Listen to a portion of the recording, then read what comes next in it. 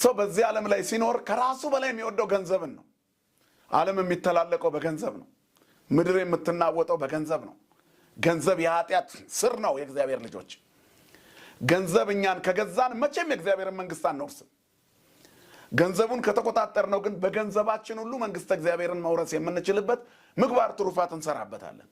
በዓለም ላይ ገንዘብን ከእግራቸው በታች የረገጡ ሰዎች አሉ። ድሃ ይረዱበታል፣ የታረዘ ያለብሱበታል፣ እጓለ ማውታ አቋቁሞ የአረጋውያን መጦሪያ ይሰሩበታል፣ አብያተ ክርስቲያናት ያሳንጹበታል፣ ገዳማትን ይደግፉበታል፣ ለነፍሳቸው የመውጫ መሰላል ይሰሩበታል። ገንዘብ የተቆጣጠራቸው ሰዎች አሉ።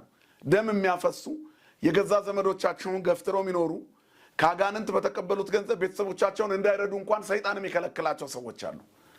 አብዛኛው የዓለማችን ክፍል በገንዘብ ቁጥጥር ስር የዋለ ነው። ሁሉም ነገር በገንዘብ እንደሚሆን ያምናል።